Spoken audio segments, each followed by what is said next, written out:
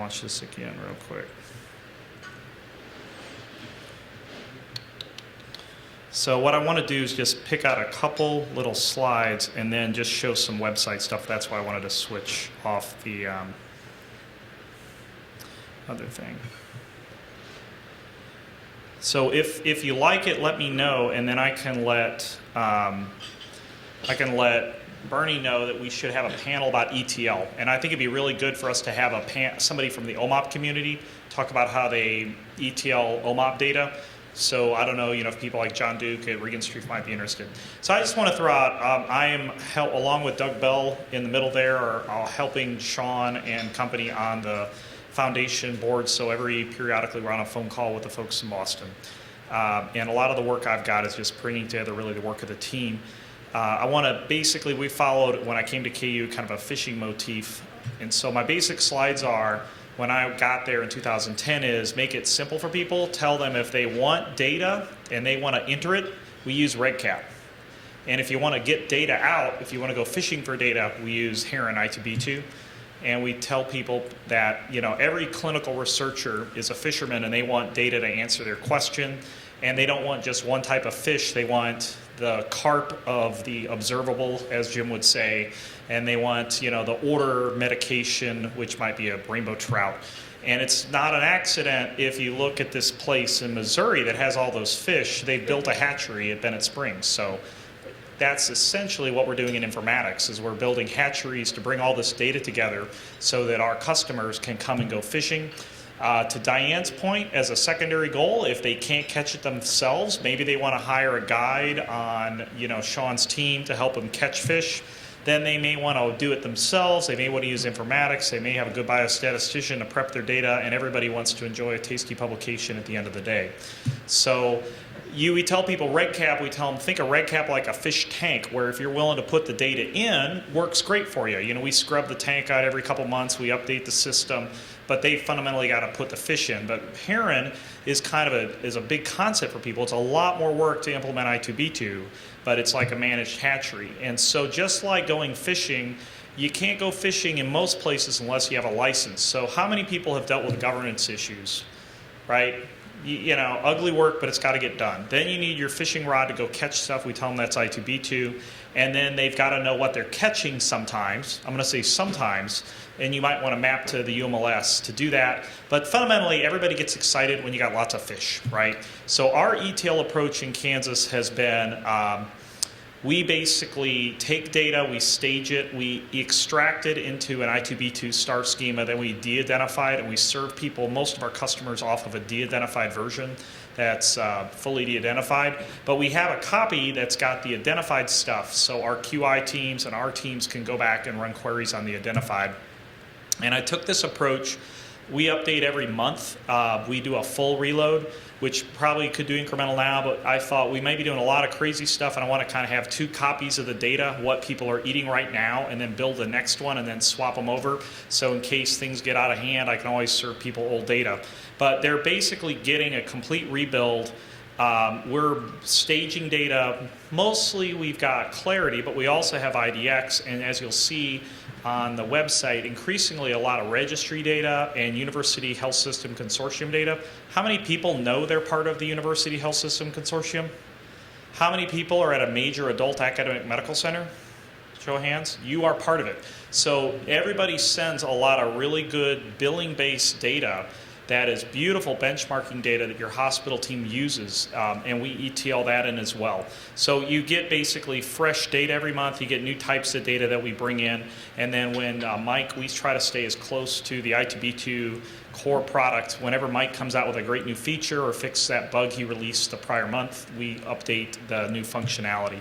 And so a lot of this work was the basis for our PecorNet effort, the Greater Plains Collaborative, to bring together sites that were already CTSA centric, using i2b2, using RegCap. So I'll point out though, it was a lot of fun doing this stuff, because in a way, until we did the Greater Plains Collaborative, we didn't care about, I love national standards, don't get me wrong. And we were doing RX norm and all that good stuff. But it really didn't matter too much. And this may be what a lot of people face who've been doing it a while or even are doing it new. You don't care about LOINC. right? I mean, the data sitting in Epic to your local investigators, they don't know what a LOINC code is. It's what they see. So you can get pretty far by just loading up data out of your source systems. It's when we start doing this interoperable stuff that life gets really messy about how you map it together.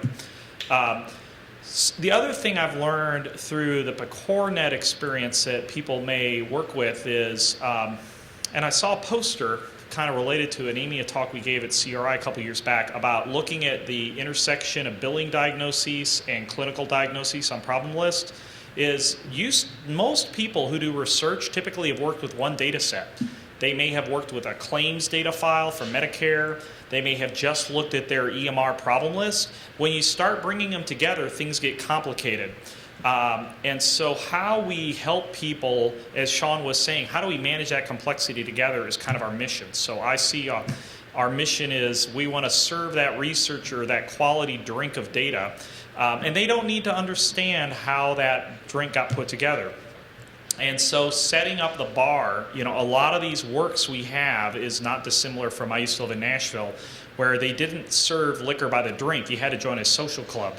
And so Sean would own the vermouth, and Jim McClay would own the bottle of scotch, and Andrew Post would be stuck. Maybe he's the guy who owns the maraschino cherry bottle, container. And everybody had to bring their own bottles. It was really messy. So I've kind of viewed i2b2 as like this clear glass. It's open source. You can put the stuff in, but fundamentally people want the drink recipes of how do you make a Manhattan and how do you make a mojito. And if we're going to get to reproducible science, it's that recipe and attribution of where you got the data from, getting it away from their brown jugs and you don't know who made it, to where we know what we're loading is, I think, going to be important to us increasingly. So we have some great work with Jim sometimes. Sometimes we disagree a little bit. I like to keep the core EMR concept code stored in i2b2 somewhere, because when I screw it up, I can go back and I can see what the DX ID in Epic was, or the raw component ID in the labs was. Also, because I've found in the PecorNet work that sometimes my hospital screwed it up and they mapped something to LOINC that is completely wrong. So kind of knowing all the data you've got is a little bit different. I wanted to point out, we took an approach, because I kind of came to Kansas from Vanderbilt and I thought, geez, anybody going to know we're doing informatics in Kansas? And so I basically thought, if we tell them in our application that we're going to open source all our stuff and we're going to put the website up, that might help encourage people, if they were on study section, if they actually looked at anything, they would see we're actually doing it. So a lot of our workflows are very vanilla in that, I think I mentioned it here before, but I'll basically show you. It's all largely SQL code, because fundamentally you're taking data out of SQL databases, and we basically have a product. Has anybody ever heard of Jenkins before? So we use this Jenkins program to automate a lot of the ETL workflow tasks. And so I'll spend most of this time just browsing around. To Jim Campbell's point, we had our code is still up at informatics.kumc.edu, and we have a public wiki up there that I need to encourage the team to update more frequently with all the tickets. But our load code, because Epic was getting persnickety, we basically have an old copy of all the Heron ETL and all the other ETL, and we moved everything to GitHub. And most of our GitHub repositories are completely open, but if you want access to the Heron ETL, which is more than Epic, because it's got the UHC data and it's got the cancer registry and we've got trauma registry and we're working on cystic fibrosis, you can get an account from us and go look at it. The other things that's emerged a lot is we, as mentioned by Dan, we do a lot of work with REDCap, since we've always seen that as a core component. So we have a lot of scripts similar to other people to extract data out of REDCap, where we take when people request data from us, we give it to them in REDCap, but we also let people take a REDCap database and load it back into i2b2, which can be very valuable, because you could have a project where somebody just wants to do, let's say, mortality and morbidity for their department. They may just need to track the medical record numbers, but they'd love to stick them back in your warehouse so you can match up data for them. So that's some of the code there. The other thing is the Greater Plains collaborative effort we've been part of is very transparent and open. And we have a mail listserv as well. And so there's a lot of voluminous data that's out there on i2b2 and working together with REDCap. So we have pretty good Guga Karma. So if you're searching, you may blunder across our stuff. And you're more than welcome to subscribe to the listservs. This is really just part of the ETL process. You can see ETL of i2b2 out of Epic is really trivial, right, guys? Okay, but we have some documentation, what the dependency graphs look like for everything. I'll show briefly has anybody been on our Babel website for the Greater Plains? I want to show people a lot about that because that could potentially be a solution for us. And then I'm going to go online just a little bit, but then when we come back, I want to kind of think about, what do we want to do as a community, And so one idea that Diane and the group had was, we may just want to start off with and recognize the fact that different people cook food differently. And they make choices differently based on their local infrastructure. So it could be, we didn't choose Oracle because I love Larry Ellison. It was because the hospital chose Oracle and the campus had a site license. Now we may revisit that, but that's why we did it. And so once you get into that, you're kind of on that bandwagon. Sean, you chose Microsoft, I learned kind of by happenstance at one time, historically for partners. It was kind of like, it wasn't quite as concrete of a decision. It kind of like one thing got chosen and then it kind of went from there. Is that fair to say?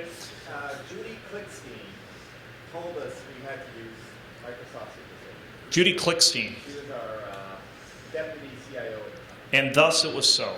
Right? And it's worked well for you, but it's not like, times change, you may not use that today. And so everybody else has got those local decisions about what they do based upon those. Other people may have varying degrees of commitment to open source. Other communities may be all about the venture capitalism and they want to proprietarize every little idea they have. And some of those little ideas could be amazing ideas that create beautiful companies. So everybody comes at that a little different. People's budgets for staff and hardware vary. Some people love the intellectual challenge of rolling their own. Other people want to join in a community at varying degrees. And so I think it's not unlike cooking. I may be more of a, it could be, who's Italian cook here? Anybody cook Italian? Nobody. Okay. Some people, Monica does. So she's got a wood oven, a wood-fired oven in her backyard where she makes these beautiful pizzas, right? And then you go to my house and you're lucky if you get lean cuisine out of the microwave, right? But, some other people may have a beautiful wok and a stir-fry setup. And it doesn't mean that, well, it probably does mean her pizza is better than my lean cuisine, but in general, people can get great food done in a lot of different ways. And maybe as a community, just exposing the different cookbooks that are out there on the i2b2 website could be a first starting point. And then the Babel site I mentioned could be another good spot for people just to share what they're doing. And then I think perhaps like some ETL workshops might be useful. So with that, let me just show you a little bit of the web, and then I wanted to have as long a discussion as people wanted to about what do they view as useful. So let's see if this is working. I may have to refresh my login. So what we did, I'll pull up a couple things here. This is our GitHub site for kumc.bmi, and you'll see some of the work working with the Skills Network on transforming data out of i2b2 into the PecorNet Common Data Model right here. And a lot of that work is by us working with the rest of the people in GPC. There's some other characterization work. There's some things around RegCap integration and so forth. But the bulk of the repository you won't normally see because you got to let us know you want to subscribe to it. And this is where all the ETL lives. And so for us, it really is pretty straightforward. You can see that if we were interested in how we harvest drug-drug interactions and best practice alerts out of Epic, this is it right here. So this is where our code all lives, and for the most part, it's fairly straightforward SQL. So just looking down things, we did some lightweight work to bring in our biospecimen repository. You've got things like allergies, alerts, basic demographics, vital signs, flow sheet information. We if you don't know how rich the nursing flow sheet data is in your hospital, it's staggering, at least at our place.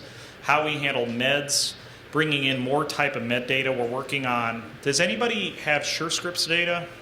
Has anybody heard of that? A lot of people may not know that they have this. So a lot of Epic sites you can configure Epic so that when the patient's about to check in for their next appointment, it can go out to SureScripts, which is a broker of pharmacy benefits offices, and you can actually query and learn, did they fill their prescription, and did they fill it at CVS? So that's really powerful because you write all those prescriptions and you don't know if they filled them or not. Well, now we can actually start to bottom feed that type of data. We brought in notes, first starting with just the type of notes that are available. We're now bringing in full notes and de-identifying and working with Medical College of Wisconsin, but also there's some very rich data of the structured note template elements, which are good. So that's kind of just a taste of, there's a lot of data, the tumor registry data, there's REDCap integration of how we bring REDCap projects in. We load the Social Security Death Master File and then distribute it to people in the Greater Plains Collaborative. And then the UHC data is really pretty powerful, all the type of clinical facts that are available in UHC. So I want to close maybe, and let me know when I need to quit. Let me just point out another couple things. I want to browse Babel a little bit with you. In addition to kind of that GitHub site, if you go on even our old wiki, the Heron load page really goes through the whole overview of how the ETL process works, how much time it's taking us to do it. Because we don't do an incremental load, we've got some sections that take a while. And then again, I'll give you, if you get the PowerPoint from Diane, it's got all the links to a lot of our pages and all the materials. So if you haven't seen Babel, what this is we thought early on, getting data harmonized is tricky, but the first thing you could do that's really easy is just have everybody send us their i2b2 ontologies and just post them. And I wish we had informatics students at Kansas, because this is a gold mine. And even if anybody's got one at another school, it'd be great. We got everybody to agree we're not sharing any data on this website, we're just sharing the types of data that are available. So let me log back into this real quick because I think I timed out. But you can actually see how do different people, how much different types of data do different people have. And because Children's Mercy and Mizzou are on Cerner, you get to see, and they're both kind of Cerner i2b2 customers. Does anybody here use Cerner? And so they, as a company, will offer a subset of data in i2b2 for their customers kind of out of the box. But I think by them working with us over the last couple of years, it's gotten better in terms of the type of data that's now available via the Cerner channel via i2b2. So you can see kind of what types of data is at Children's Mercy in Kansas City as kind of a stock Cerner load. And then, and you can see kind of how many facts there are at each node. As Jim Campbell said, we kind of thought when we started doing this, we wanted to show, and this was before Sean's team put down the patient counts, but we went ahead and also loaded the fact counts. But you can see things like alerts, how many alerts do we have, how many best practice alerts. For people who are not familiar with cancer registries, we've got a ontology for the whole registry and then a subtype of an abridged registry, which is beautiful data where you can see the detailed pathology, morphology type of characteristics, and you now have this combined with your EMR data. So a lot of your investigators really would love that type of data. You've got cardiovascular lab results. So this is another area I think would be really neat over time to map to LOINC, but you can get your echo results out of Epic and actually have all the results of like ejection fraction from the echo. History information, flow sheet data is really rich. There's a lot of very valuable data there, and as you can see in our warehouse, about half of our warehouse, over 1 billion facts or flow sheet information. I think I was telling somebody about, for example, if you were to look at physical therapy and occupational therapy, they do a lot of documentation. Actually, in the interest of time, I'll probably skip this, but they actually document things like, does the patient have a bathtub or a shower? And so if you were looking at determinants of is somebody going to be readmitted or have challenges on discharge placement, if that patient who has got poor mobility is being discharged to a 3rd floor apartment walk-up and has a tub, that could be an issue. And these professionals in our institutions, at least in Kansas, I mean, maybe nobody else does this, but they spend voluminous time documenting all this beautiful data that is sitting there. It's hard to figure out how you might organize it using an ontology, but you can just rip it on in and see that, you know, what type of home living situation does somebody have? So we've got data on how many people live in houses versus apartments and so forth. So that's kind of neat to see, just all the wealth of data that you can start bringing in. Some other things like there's a national registry like the tumor registry called NCDR for cardiology. And so that's another source of data that you can marry up your EMR data together with some very valuable registry data about catheterization procedures. And then here on Babel 2, we've got data from Marshfield Clinic. Is anybody here from Marshfield? Does everybody know where Marshfield is in central Wisconsin? One of their neat distinctions is they run dental clinics. So they can actually merge dental health with medical health, which is really cool. So I just want to, basically, that's mainly what I wanted to show you is if you are interested in our ETL processes and cooking the Kansas City barbecue way, we have that posted. We've met with a couple people at times. You know, if they want to deep dive with us, we can set up a call, you know, charge a couple bucks for meeting with people. Or if you want to fly people out to meet with us, that's fine too. But also the Babel idea, we've got all the GPC sites sharing, but we've had some other people at times share with us their ontologies. So if the community thought it'd be valuable to have a place where you can post and let people just at least browse what type of data available, that could be a resource for the community if people were interested. And so on that note, I wanted to stop. We could stop now, or I wanted to, if we want to, we could see what do people think about ETL as a community. Because my observations were, while we cover a lot of people, the number of shops doing this work are a smaller subset of healthcare systems. So we're not a giant community. And a lot of us, because we're tied to academic medical centers that have ties to universities that aspire to also provide a training ground for informaticians, there is a lot of a desire to kind of innovate and grow your own. But thoughts from people? Do they like the idea of at least a cookbook shelf where people could post their recipes or links to their sites? How do you want to manage the